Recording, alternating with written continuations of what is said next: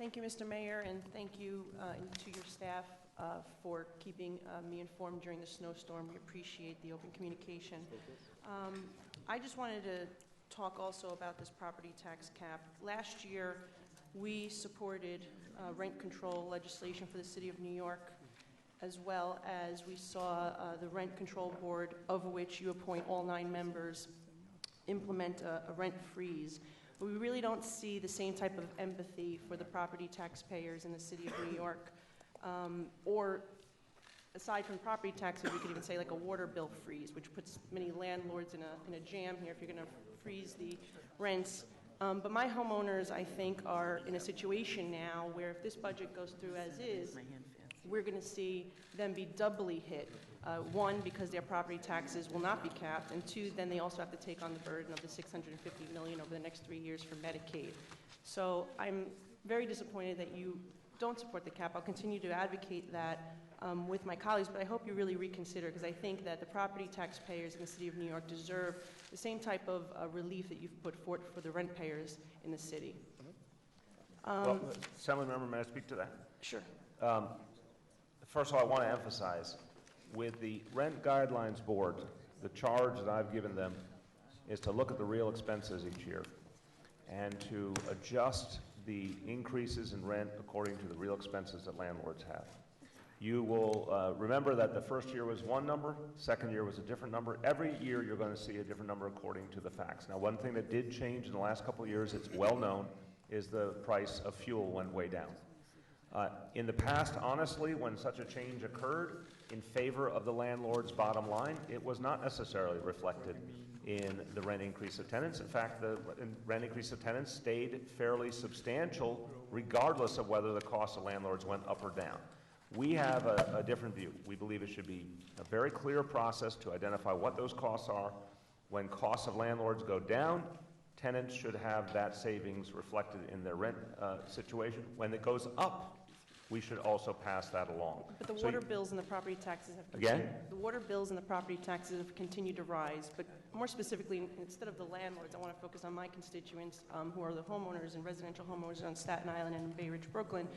I also just, maybe you can answer this question because no one seems to be able to give me a straight answer of why those individuals who paid their property taxes in full last year were hit with a notice in September saying that they owed more money.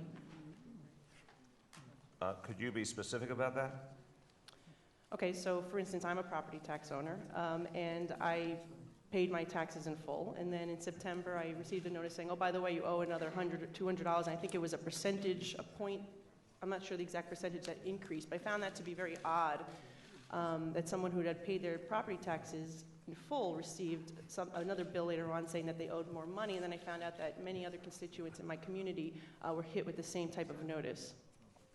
I'll get a clarification to you. Again, as I said, we're adamant about not increasing the rate. We know a number of people's assessment has gone up, and that's affected them. But I'll get back to you on the specific point you're raising. I just want to make one other point on your previous point on the water bills. One of the things I talked about when I was public advocate was ending the practice of the city using water bills as a general revenue source. We've incrementally moved on that, and we're going to be at a point soon when we end that practice entirely. And from that point on, the water bill will only reflect the costs of maintaining the water system. Now, I do want to emphasize, Lord knows nothing more important than water to human life, and our system is extraordinary, and it has been, it's one of the great virtues of New York City is having such a great water system. It is costly to maintain. But what I feel adamantly, and I'm a homeowner too, is that we should only pay through a water bill for water and nothing else. So we're making those adjustments rapidly. Second, we've added in protections for senior citizens, low-income homeowners to try to lessen the impact of water bill increases on them, and those are available to constituents. So I want you to be aware of that. Okay, I appreciate that, because I remember when you were the public advocate and you called for water bills to be frozen, and now that you're mayor, it seems that there's been a change of heart. So I appreciate that, and I look forward to working with you on that front.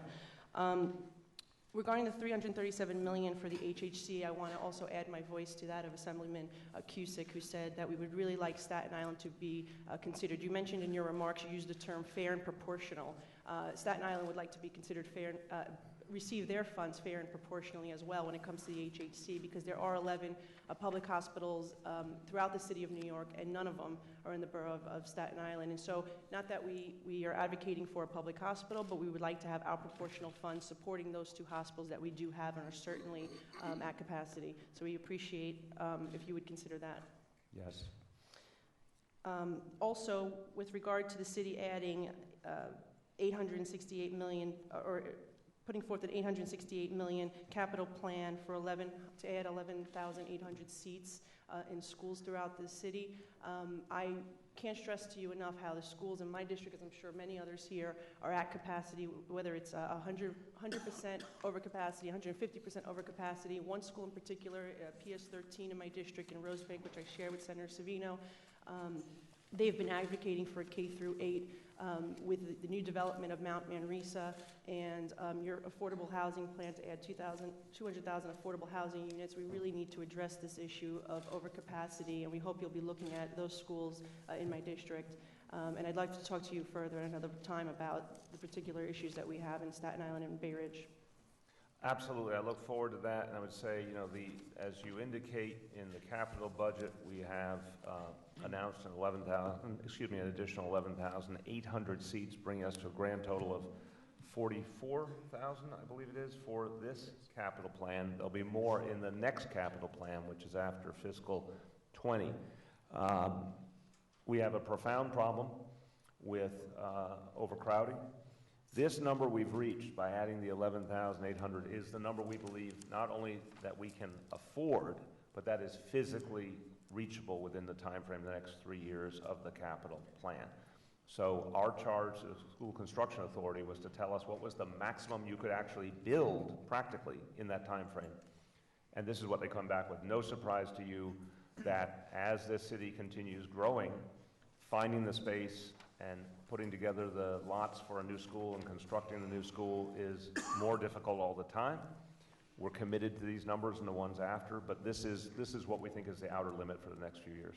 Okay, with some of the parochial schools closing, I think we may have opportunities on Staten Island to expand. So I would like to speak with you at a later absolutely. time. We have a running dialogue with the Archdiocese and also with the Diocese of Brooklyn and Queens that we have an interest in any and all properties that come online, whether for schools or other uses. Great. With regards to the 41,000 units that you've achieved in affordable housing and the 200,000 that you have planned for, how much of that is senior housing? We have a terrible crisis in my community of a tremendous amount of seniors without housing that's affordable for them. Can you give me any specifics? The overall plan calls for a minimum of 10,000 units of senior housing. Now, obviously, some of the housing that is being created that will not be phrased as senior housing will still go to seniors, but the minimum that we're allotting specifically to reach seniors is 10,000, and we're looking for ways to add upon that. 10,000 out of the 200,000? Correct. That seems like a very low number, but also what about out of the 41,000 that has already been achieved? Again? The 41,000 that has already been achieved? Right. Is that included in the 200,000, or is that yes, separate? Yes, the 41,000 out of the 200,000. Okay, well, I hope, if we could look more at the senior population here, especially I happen to represent one of the largest populations of senior citizens in my district, and so I think that this is something that has come to me time and again out in the community. I have one last question regarding Hurricane Sandy and the Build It Back program. Are we still on schedule to complete the Build It Back construction by the end of this year? Yes, I asked this question of Amy Peterson, who's the director of that program. I think has done an outstanding job. I ask her every few weeks. We are adamant. For the single-family homes, we know some of the multifamilies, it's a little more complicated. For the single-family homes, by December 31st this year. Okay. I've also been speaking with Amy Peterson, and I agree that she has been very responsive to my office and has taken our recommendations into consideration, has helped us accomplish some of these goals. With regards to the abandoned properties on Staten Island, myself and Senator Lanza and our councilman, Steve Matteo, we have written to you and Amy Peterson regarding having the city purchase for acquisition for redevelopment those homes that have been abandoned during Hurricane Sandy. I understand that there's a favorable outcome. I just wanted to, if you could share. the I'm details? for this question, I appreciate very much the question, and appreciate that you and your colleagues have really pushed us to look at this as another good option. I would like to call in a relief pitcher for this question and turn to Sharif Solomon. We are interested in finding a way to use this HUD funding, and we hope to start developing the pilot this February, and so we'll be in touch with you and your colleagues on that for submission. Okay, excellent. Well, last question, because I ran out of time, is do you anticipate, because we've received some constituents in my office that would like to... I'm sorry, say again? We received some constituents over the last few years that have missed the Build It Back deadline, would like to be in the program. Do you anticipate opening up the program again for applicants should you have money left over?